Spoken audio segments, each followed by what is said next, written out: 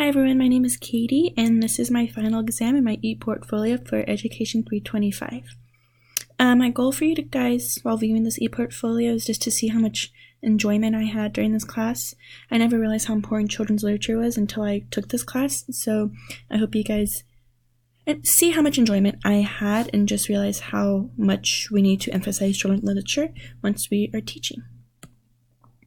So in my blog, let's start.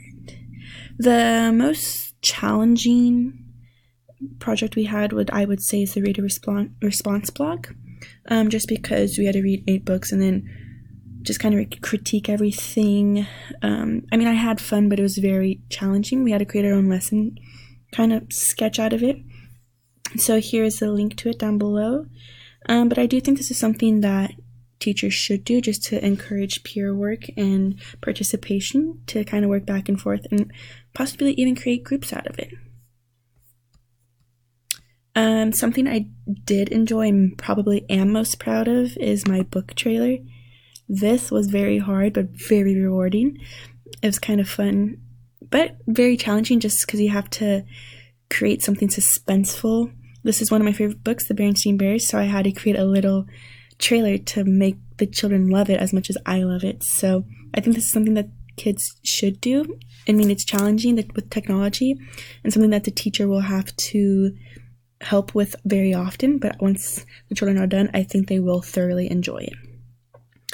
And something that best represents me as a teacher, especially using children's literature, is the self-selected library. The reason I say that is just because kids can pick whatever book they want out of whatever genre they would like. They can buy books, they can do ebooks, they can even share books with each other. So I think this will be something that will need to be used in the next coming years, and I will definitely use as a teacher, because kids can create their own books. If I don't have it in class, they can just use it on this website at Google Docs, or Google Books, sorry. So this is something I will definitely be using when I teach children's literature.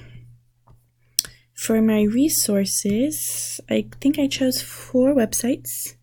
These are 2 videos to help with children's literature, and just kind of for this, these videos are kind of more for the adults.